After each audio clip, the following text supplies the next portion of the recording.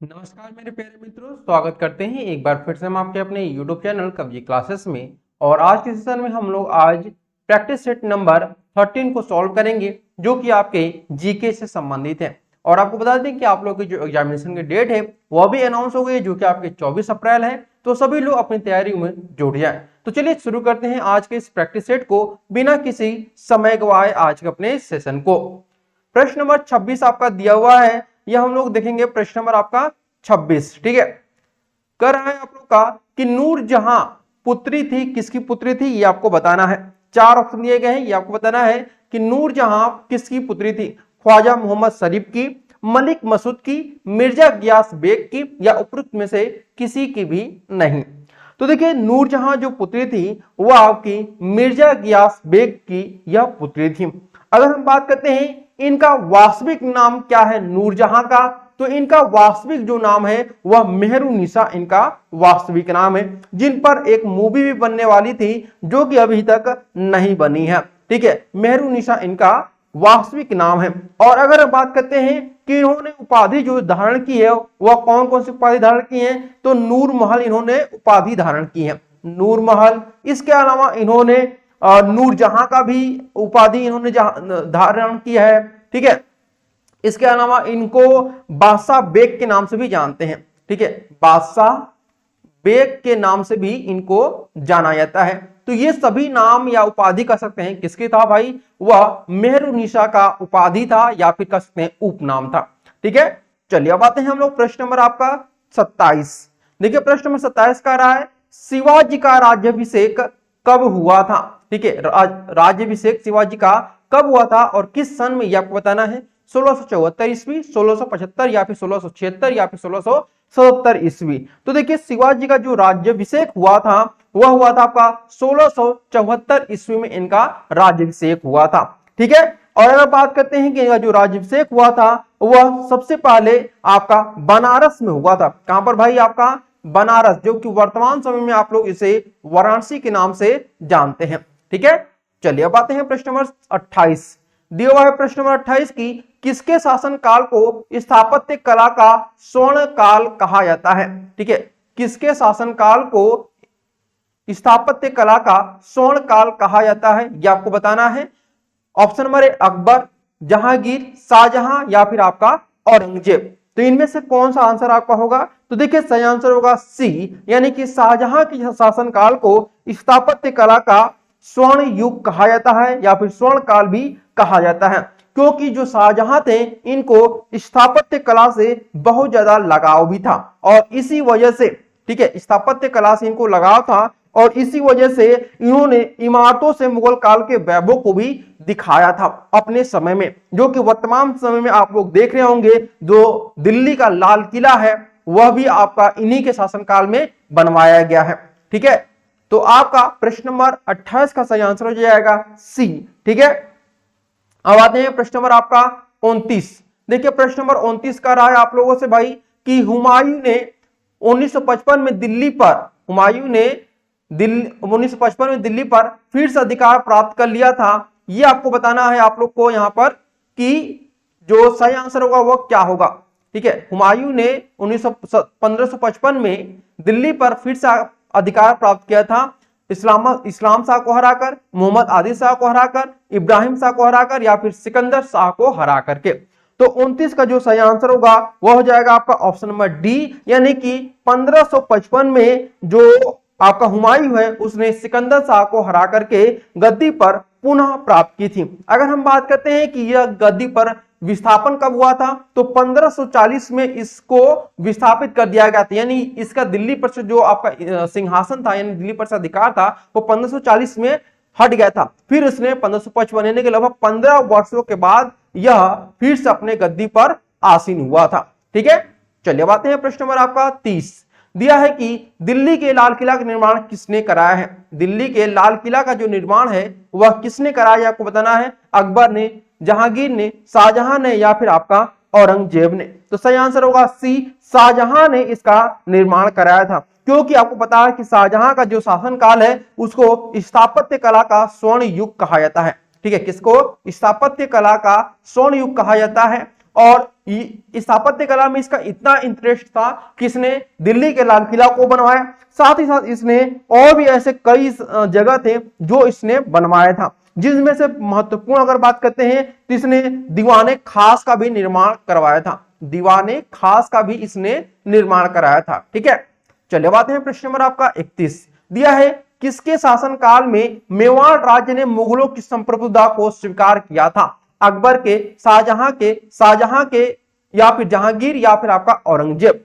तो सही आंसर हो जाएगा आपका ऑप्शन नंबर बी, यानी कि जहांगीर के शासनकाल में मेवाड़ राज्य ने मुगलों की संप्रभुता को अपना लिया था। ठीक है, अगर हम बात करते हैं कि यह आपका कब कह सकते हैं कि यह निभाया गया था, यानी कि यह संप्रभुता जो है वो आपका स्वीकार किया गया था, वह 1615 ईस्वी में। ठीक है, 1615 ईस्वी में मुगलों की संप्रभुता को मेवाड़ के राज्यों के द्वारा लागू कर दी गई थी या फिर स्वीकार कर ली गई थी। अब आते हैं प्रश्न नंबर 32 दिया हुआ है, जहांगीर ने किस गुरु को खुसरो की सहायता करने के आरोप में मृत्यु दंड दिया था? गुरु तेग बहादुर या फिर गुरु हरगोविंद या फिर गुरु अर्जुन देव या फिर गुरु गोविंद सिंह? तो यहां पे सही आंसर होगा आपका ऑप्शन नंबर सी, गुरु अर्जुन देव। जहांगीर ने गुरु अर्जुन देव को खुसरो की सहायता करने के आरोप में मृत्यु दंड इसने दिया था। देखिए, खुसरो अगर हम बात करते हैं तो हुतात्मा खुसरो जो था, इसको एक नाम से जाना जाता है हुतात्मा संत। ठीक है, हुतात्मा संत इस नाम से खुसरो को जाना जाता था, और इसी की सहायता करने के आरोप में गुरु अर्जुन देव को क्या किया जाता? फांसी की सजा या फिर मृत्यु दंड की सजा सुनाई गई थी। ठीक है, अब आते हैं प्रश्न नंबर आपका 33 दिया है कि किस मुगल सम्राट का राज्याभिषेक 2 बार किया गया था? ऐसा कौन सा मुगल सम्राट है जिसका राज्याभिषेक 2 बार किया गया है? हुमायूं, जहांगीर, शाहजहां या फिर आपका औरंगजेब? तो सही आंसर होगा आपका डी, यानी औरंगजेब जो है आपका वह सही आंसर होगा। ठीक है, अब आते हैं प्रश्न नंबर आपका 34 दिया है कि जयसिंह के राणा की उपाधि किस मुगल सम्राट ने दी थी? शाहजहां ने, औरंगजेब ने, बहादुर शाह ने या फिर जहांगीर ने? तो जयसिंह को राणा की जो उपाधि है, जयसिंह को राणा की जो उपाधि है वह किसने दी थी भाई? तो वह दिया था औरंगजेब ने। ठीक है, देखिए 1681 ईस्वी में क्या हुआ था कि मेवाड़ और मुगलों के मध्य में उदयपुर की संधि हुई थी। कौन सी संधि? उदयपुर की संधि हुई थी। ठीक है, अब जो ये उदयपुर की संधि हुई थी ना, इसी के जिसके अनुसार जयसिंह को राणा के रूप में स्वीकार किया गया था, और इसे शाही सेना में 5000 का मनसब प्रदान किया गया था इसी संधि के द्वारा। अब आते हैं प्रश्न नंबर 35 दिया हुआ है, औरंगजेब के समय में किस जाट नेता ने भरतपुर की स्थापना की थी? चूड़ापन ने, राजा राम ने, गोकुला ने या फिर उपरोक्त में से कोई नहीं? तो 35 का जो सही आंसर होगा वह हो जाएगा क्या? सभी लोग आंसर बताते रहे, तो ए आंसर यहां पे सही होगा, चूड़ापन यहां पर सही आंसर होगा। ठीक है, अब आते हैं प्रश्न नंबर आपका 36 दिया है, मुगल काल में कौन सी पहली इमारत है जो पूर्णतः संगमरमर से बनी है? हुमायूं का मकबरा, अकबर का मकबरा, शाहजहां का मकबरा या फिर इत्मादुद्दौला का मकबरा? तो 36 का सही आंसर क्या होगा ये आप लोग बताएं। तो देखिए सही आंसर हो जाएगा आपका ऑप्शन नंबर यहां पर डी, यानी कि इत्मादुद्दौला का मकबरा जो है वह पहली इमारत है जो कि पूर्णतः संगमरमर से बनवाई गई है। ठीक है, किससे? संगमरमर से आपकी बनवाई गई है। अब आते हैं प्रश्न नंबर आपका 37 दिया है, निम्नलिखित में से किस मुगल सेनापति ने शिवाजी को 1665 में पुरंदर की संधि पर हस्ताक्षर करने के लिए विवश कर दिया था? शाहिस्ता खान ने, बहादुर खान ने, जय सिंह ने या फिर राजा जसवंत सिंह ने? तो कौन सा आंसर होगा सभी बताएं। तो सही आंसर हो जाएगा आपका सी, यानी कि जय सिंह यहां पर सही आंसर है। ठीक है, अब आते हैं प्रश्न नंबर 38 दिया हुआ है, निम्नलिखित में से किसने पटना नगर की स्थापना की थी? शेर शाह ने, अलाउद्दीन हुसैन शाह ने, इब्राहिम लोदी ने या फिर आपका अकबर ने? तो 38 का जो सही आंसर होगा वह क्या हो जाएगा कि ऐसा कौन सा शासक था जिसने कि पटना नगर जो कि आपका बिहार की राजधानी उसने इसकी स्थापना की थी? सही आंसर होगा ए, शेर शाह सूरी ने पटना नगर की स्थापना की थी। ठीक है, जो कि आपका अफगान वंश का संस्थापक था। क्या था आपका? अफगान वंश का यह संस्थापक भी था। ठीक है, ये ध्यान रखिएगा। चलिए अब आते हैं प्रश्न नंबर 39 दिया हुआ है, महाविस्फोट सिद्धांत किससे संबंधित है यह बताना आपको। प्रश्न नंबर 39 दिया हुआ है कि महाविस्फोट जो सिद्धांत है वह किससे संबंधित है? महाद्वीपीय विस्थापना से, या फिर ब्रह्मांड की उत्पत्ति से, या फिर हिमालय की उत्पत्ति से, या फिर ज्वालामुखियों के विस्फोट से। तो 39 का सही आंसर होगा बी, यानी ब्रह्मांड की उत्पत्ति से महाविस्फोट सिद्धांत आपका संबंधित है, जिसे हम लोग बिग बैंग थ्योरी के नाम से भी जानते हैं। जो महाविस्फोट संधि सिद्धांत है इसे हम लोग किस नाम से जानते हैं इंग्लिश में? बिग बैंग थ्योरी के नाम से इसको हम लोग जानते हैं। ठीक है, चलिए अब आते हैं प्रश्न नंबर आपका 40। दिया है कि बिग बैंग सिद्धांत निम्नलिखित में से किसके उद्भव की व्याख्या करता है? स्तनधारी जीव के, हिमयुग के, ब्रह्मांड की, या फिर महासागर की? तो सही आंसर होगा सी, ब्रह्मांड की उत्पत्ति का यह व्याख्या करता है। ठीक है, किसके? ब्रह्मांड की उत्पत्ति का यह व्याख्या करता है।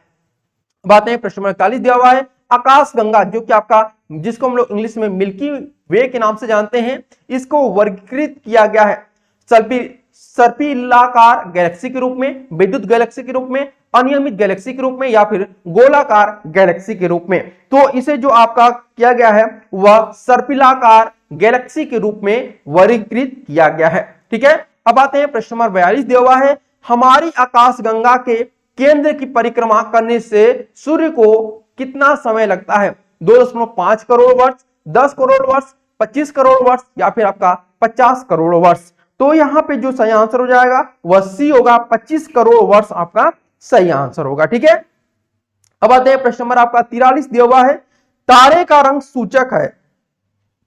तारे का रंग सूचक क्या है? सूर्य से दूरी का, उसकी ज्योति का, उसकी पृथ्वी से दूरी का, या फिर उसके ताप का? तो सही आंसर क्या होगा? तो सही आंसर होगा आपका डी, यानी उसके ताप का तारे का रंग सूचक है। ठीक है, अब आते हैं प्रश्न नंबर 44 दिया हुआ है सुपरनोवा क्या है? सुपरनोवा यहां पर आपका क्या है ये आपको बताना है। सही आंसर 4 ऑप्शन दिए गए हैं आप लोग का कि एक ग्रहिका है, या फिर आपका एक ब्लैक होल है, या फिर एक पुच्छल तारा है, या फिर एक मृतप्राय तारा है। तो सही आंसर होगा आपका डी, यानी यह एक मृतप्राय तारा है। यह आप लोग का सही आंसर होगा। ठीक है, देखिए सुपरनोवा जो है वह विस्फोट के बाद क्या होता है, जो उसके तारे होते हैं वह मृत्यु की दशा को प्राप्त कर लेते हैं, इसलिए इसे हम लोग एक मृतप्राय तारा के नाम से भी जानते हैं। प्रश्न नंबर 45 दिया हुआ है हमारे अंतरिक्ष में कितने तारामंडल हैं? 87, 88, 89, या फिर आपका 90? तो अगर हम बात करते हैं IAU के अनुसार, IAU को मतलब होता है इंटरनेशनल एस्ट्रोनॉमिकल यूनियन के अनुसार हमारे अंतरिक्ष में कुल आपके 88 तारामंडल हैं। कितने हैं? 88 तारामंडल हैं। अब आते हैं प्रश्न 46 दिया है निम्नलिखित में से कौन सी खगोलीय वस्तु नहीं है? पल्सर, भंगुर तारा, कृष्ण मास्टर, या फिर आपका क्वासर? तो सही आंसर होगा सी, कृष्ण मास्टर जो है वो आपका खगोलीय वस्तु नहीं है। ठीक है, बल्कि यह क्या है? कृष्ण मास्टर आपका नहीं, बल्कि आपका यह कृष्ण वीवर होता है, या फिर कृष्ण ब्लैक हम इसको कहते हैं। ठीक है, क्या बोलते हैं इसको? कृष्ण वीवर होता है, ना कि कृष्ण मास्टर होता है। ठीक है, अब आते हैं प्रश्न नंबर 47 दिया हुआ है निम्नलिखित में से कौन अंतरिक्ष में नहीं पाया जाता है? Pulsar, brittle star, black hole, या फिर आपका क्वासर? तो 47 का जो सही आंसर होगा वह क्या हो जाएगा? निम्नलिखित में से कौन अंतरिक्ष में नहीं पाया जाता है? तो वह आपका ब्रिटल स्टार जो है वो आपका अंतरिक्ष में नहीं पाया जाता है, ये ध्यान रखिएगा। जबकि अगर हम बात करते यहाँ पर अगर हम बात करते हैं ब्रिटल स्टार कहां पाया जाता है, तो ब्रिटल स्टार का जो संबंध है वह एनीमेलिया जगत से है। किससे? आपका एनीमेलिया आपका जगत है, इससे इसका संबंध। किसका भाई? ब्रिटल स्टार का इससे संबंध है। ठीक है, चलिए अब आते हैं प्रश्न नंबर आपका 48 दिया हुआ है एक निश्चित आकृति में व्यवस्थित ताराओं का समूह क्या कहलाता है? आकाशगंगा, नक्षत्र, एंड्रोमेडा, या फिर आपका सौर मंडल? तो 48 का सही आंसर हो जाएगा यहाँ पर ऑप्शन नंबर बी, नक्षत्र कहलाता है। एक निश्चित आकृति में व्यवस्थित ताराओं को हम लोग क्या बोलते हैं भाई? नक्षत्र बोलते हैं। अब आते हैं प्रश्न 49 दिया हुआ है भारत के संविधान की उद्देशिका में कितने प्रकार के न्याय की व्यवस्था की, यहाँ पर न्याय की व्यवस्था की गई है, ये आपको बताना है। देखिए हमारे संविधान की जो उद्देशिका है उसमें जो व्यवस्था की गई है वह आपके 3 प्रकार के उद्देशिका की व्यवस्था की गई है। ठीक है, अब आते हैं प्रश्न नंबर 50 देखिए दिया हुआ है नागरिकता संशोधन का अधिनियम 2015 के अंतर्गत निम्नलिखित में से कौन भारतीय कार्डधारक प्रवासी नागरिक के रूप में पंजीकृत होने के लिए अर्ह नहीं है? एक अवयस्क बच्चा जिसके अभिभावक भारतीय नागरिक हो, एक भारतीय नागरिक की विदेशी मूल की पत्नी, या फिर वे भारतीय जो विभाजन का उपरांत पाकिस्तान प्रवासी हो गए, या एक व्यक्ति जो परपोती जो दूसरे देश का नागरिक किंतु उसके पिता या फिर उसके माता संविधान लागू होने के समय भारतीय नागरिक थे। तो यहां पे जो सही आंसर होगा वह हो जाएगा सी, वे भारतीय जो विभाजन के उपरांत पाकिस्तान के प्रवासी हो गए थे वे सभी के सभी आपके प्रवासी नागरिक के रूप में पंजीकृत होने के लिए अर्ह नहीं होते हैं। ठीक है, तो इस प्रकार से आज हम लोगों ने कुल 50 प्रश्नों को यहां पर उत्तर दिया गया है, जो कि आप लोग के एग्जामिनेशन के लिए बहुत इंपॉर्टेंट है। तो आप सभी के सभी स्टूडेंट इन प्रश्नों को अच्छी तरह से समझिए और कोशिश करिए कि इन प्रश्नों को आप रिवाइज भी कर सकें। ठीक है, और उसका जो पीडीएफ होगा वो आप लोग को टेलीग्राम ग्रुप में मिल जाएगा, तो जरूर हमारे टेलीग्राम ग्रुप को ज्वाइन करें। Okay everyone, thank you so much for watching this video.